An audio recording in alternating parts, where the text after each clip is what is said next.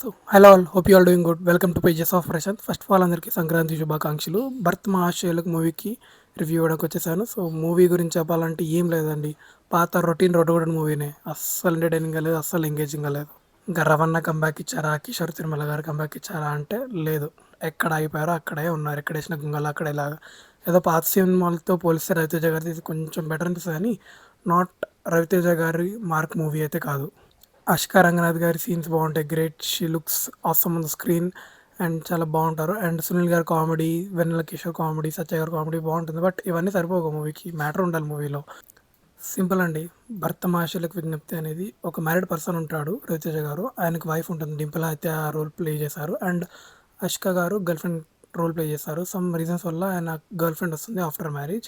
So వారిద్దరు కలిసినప్పుడు conflicts ఏంటి, ఆ ప్రెషర్ని ఎలా డీల్ చేశాడని సినిమా ఉంటుంది. చాలా రెగ్యులర్ రొడ్డగొట్టు టెంప్లెట్ ఇవన్నీ. సంక్రాంతికి వస్తున్నాము, ఇంట్లో వెళ్ళాలి, వంటింట్లో ప్రేయర్లు చాలా చూసాం ఇప్పటికి ఇలాంటివి. సో కామెడీ లేదా, అదేం లేదా అంటే ఉంటుంది. ఫస్ట్ హాఫ్లో ఏదో మాల్లో డ్రెస్సింగ్ రూమ్లో పాట పాడతారు, కొంచెం బాగుంది ఫన్నీగా. అండ్ అదే సెల్లార్లో ఇంకొంచెం సీన్ ఉంటుంది. సెకండ్ హాఫ్లో హోటల్లో అండ్ సంక్రాంతి సంబరాలను సీన్ చేస్తారు. ఫన్కి అక్కడక్కడ బాగున్నాయి. సత్య గారిది starting half an hour of movie first హాఫ్లో బాగుంటాయి కానీ టోటాలిటీలో చూస్తే అస్సలు సినిమా బాగాలేదండి.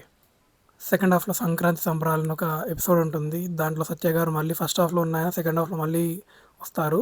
సో అక్కడ కొన్ని గేమ్స్ ప్లే చేపిస్తారు, డంషల్ ఆర్ట్స్ అని, ఇంకేదో డ్యాన్స్ అని చేపిస్తారు. ఎందుకు ఇలాగని వెన్నెల కిషోర్ గారు ఎవరు అడిగితే ముందు యాక్షన్ తర్వాతే రివీల్ అంటారు. సో ఆయన ఏదో రివీల్ చేయాలి రవితేజ గారి పైన ఒక నిజాన్ని, బట్ అది రివీల్ చేయకుండా అడ్డమైన సోదంతో చెప్తారు. ఐ ఫీల్ లైక్ ఇటు లాగంత ఎందుకు అని వెన్నెల కిషోర్ గారు అడిగినప్పుడు నా answer be like cinema length లాగాలి కదా, అందుకే ఇవన్నీ అడ్డమైన స్టంట్లో. సెకండ్ హాఫ్ అయితే లిటరల్లీ పేషెన్స్ టెస్ట్ చేస్తుందండి ఒక్కొక్కరిది. ఫస్ట్ హాఫ్ అన్న ఏదో కొద్ది గొప్ప బెటర్, అదేదో బాగుందని కాదు, బెటర్ సెకండ్ హాఫ్తో పోలిస్తే. అండ్ బీయింగ్ ఏ కన్నడిగా ఒక చిన్న ప్రౌడ్ మూమెంట్ ఏంటంటే నిన్న మనశంకర వరప్రసాద్ గారి మూవీలో అండ్ ఈరోజు ఈ మూవీలో భరత మహాశయులకు విజ్ఞప్తి మూవీలో కన్నడ క్యారెక్టర్ రోల్స్ పడుతున్నాయండి. So that was like enjoy చేస్తున్నాను బాగా. డైలాగ్స్ పడుతున్నాయి వెంకటేష్ గారికి. ఈరోజు ఇందులో అష్కా గారు ప్లే చేసిన రోల్కి బ్రదర్ ఉంటారు, ఆయన వీళ్ళిద్దరు from Karnataka, Shetty family. So they have few dialogues in Kannada. అది బాగా నచ్చినాయి డైలాగ్స్ నాకు. అలాంటి సినిమా నచ్చిందని కాదు, డైలాగ్స్ కొంచెం బాగున్నాయి, కొంచెం వినడానికి బాగుండే. సినిమా ఆల్మోస్ట్ అయిపోవడానికి వచ్చింది, ఇంకొక 5 minutes కూడా లేదు సినిమా అయిపోతుంది. కానీ టైటిల్కి జస్టిఫికేషన్ అనిపించలేదు నాకు. సో అప్పుడు వచ్చి హీరో గారు చెప్తారు so so so and so అని, ఏదో భర్తలకి మెసేజ్ లాగా. అప్పుడు జస్టిఫై చేసినట్టు ఏదో అన్నారు కానీ సో చాలా, అసలు చాలా చాలా కిందికి టిప్ అయిపోయినట్టు ఉండే ఫీలింగ్లో క్లైమాక్స్ అంతా.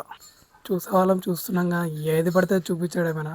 కొంచెం వాడండి సార్, కొంచెం కొంచెం ఎంగేజ్ చేయించండి ఆడియన్స్ని రవితేజ గారు. మరి ఇలా గుడ్డిగా ఏ స్క్రిప్ట్స్ మీరే సెలెక్ట్ చేస్తున్నారు, ఇంకెవరైనా సెలెక్ట్ చేస్తున్నారా? మీకు you are forgetting who you are.